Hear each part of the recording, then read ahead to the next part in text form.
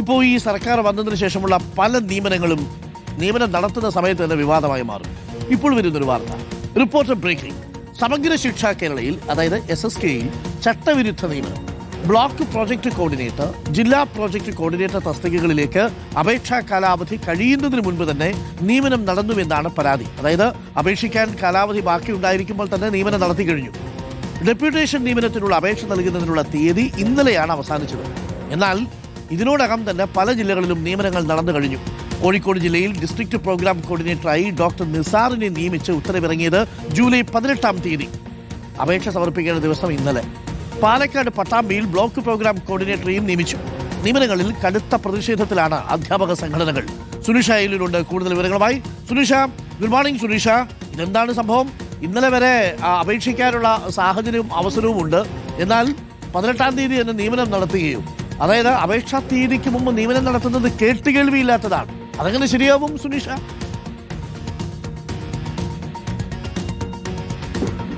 അരുൺ, അതാണ്, അങ്ങനെ കേട്ടുകേൾവി ഇല്ലാത്തതാണ്. ഈ പറഞ്ഞതുപോലെ നിയമനത്തിനുള്ള അപേക്ഷ നൽകേണ്ട കാലാവധി കഴിയും മുന്നേ തന്നെ അവിടെ നിയമനമടക്കം നടന്നു കഴിഞ്ഞു എന്നുള്ളതാണ് ഏറെ ശ്രദ്ധിക്കപ്പെടേണ്ട കാര്യം എന്ന് പറയുന്നത്. അതായത് ഡെപ്യൂട്ടേഷൻ നിയമനത്തിനുള്ള കാലാവധി ഇന്നലെ ആയിരുന്നു കഴിയേണ്ടിയിരുന്നത്. പക്ഷേ അതിനും 2 ആഴ്ച മുന്നേ തന്നെ പല തസ്തികകളിലേക്കും നിയമനം തന്നെ നടന്നിരിക്കുന്നു എന്നുള്ളതാണ് ഏറെ പ്രധാനപ്പെട്ടത്. അതുകൊണ്ട് തന്നെ അധ്യാപക സംഘടനകൾ അടക്കം വലിയ പ്രതിഷേധത്തിലാണ് എന്നുള്ളതാണ്.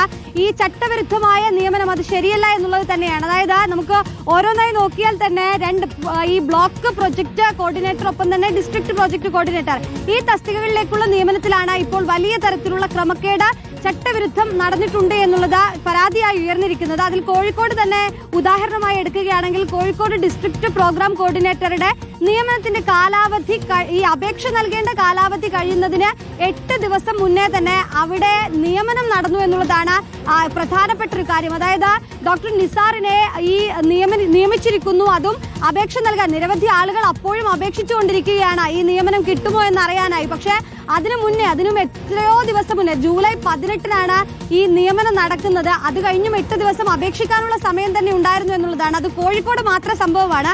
ഇനി പാലക്കാട് പട്ടാമ്പിയിലേക്ക് പോവുകയാണെങ്കിൽ അവിടെ ബ്ലോക്ക് ഈ കോർഡിനേറ്ററുമായി ബന്ധപ്പെട്ടുകൊണ്ട് അവിടെയും നടന്നിരിക്കുന്നത് ഇത്തരത്തിലുള്ള ക്രമവിരുദ്ധമായ ചട്ടവിരുദ്ധമായ നിയമനം തന്നെയാണ് എന്നുള്ളതാണ്. അധ്യാപകരെ സംബന്ധിച്ചിടത്തോളം വലിയ പ്രതിസന്ധിയിലാണ്. അപേക്ഷിക്കുന്ന എല്ലാവരെയും പരിഗണിക്കപ്പെടേണ്ടതുണ്ട് എന്നുള്ളതാണ്. പക്ഷേ അപേക്ഷ നൽകും മുന്നേ തന്നെ അപ്പുറത്ത് വേണ്ടപ്പെട്ടവർക്ക് നിയമനം കൊടുക്കുന്നു എന്ന് പറയുമ്പോൾ അത് അംഗീകരിക്കാൻ കഴിയില്ല എന്നുള്ളത് തന്നെയാണ് അധ്യാപക സംഘടനകൾ എടുത്തു പറയുന്നത്. നേരത്തെ തന്നെ ഈ ബ്ലോക്ക് പ്രോഗ്രാം കോർഡിനേറ്ററുടെ ഒക്കെ നിയമനവുമായി ബന്ധപ്പെട്ടുകൊണ്ട് ചില കാര്യങ്ങൾ നേരത്തെ തന്നെ പരാതികളൊക്കെ ആയി ഉയർന്നിരുന്നു. അതിനിടയിലാണ് ഇപ്പോൾ ചട്ടവിരുദ്ധമായ നിയമനമടക്കം നടക്കുന്ന ഒരു സാഹചര്യം കൂടിയുള്ളത്. ഇത് വിശദമായി തന്നെ പരിശോധിച്ച് മാറ്റേണ്ടതുണ്ട് എന്നുള്ളതാണ് അധ്യാപകർ പറയുന്നത്. അതുകൊണ്ട് തന്നെ വലിയ പ്രതിഷേധം അധ്യാപക സംഘടനകളുടെ ഭാഗത്തു നിന്നും ഉണ്ടാകുന്നുണ്ട് എന്നുള്ളതാണ്. അപേക്ഷിച്ചവരെല്ലാം ഒരു പൊട്ടന്മാരാക്കിക്കൊണ്ട് തൊട്ട് ഒരാഴ്ചയും 2 ആഴ്ചയും മുന്നേ ഒക്കെ നിയമനം നടത്തുന്ന രീതി, അതിനെതിരെ വലിയ പ്രതിഷേധം ഏതായാലും സംസ്ഥാനം ഒട്ടാകെ ഉയരുന്നുണ്ടായിരുന്നു. തീർച്ചയായിട്ടും ആ നിയമനം റദ്ദ് ചെയ്ത് പുതുതായിട്ടുള്ള അപേക്ഷകൾ കൂടി പരിഗണിച്ചതിന് ശേഷം മാത്രം നിയമനം നടത്തുക മെറിറ്റിന്റെ അടിസ്ഥാനത്തിൽ.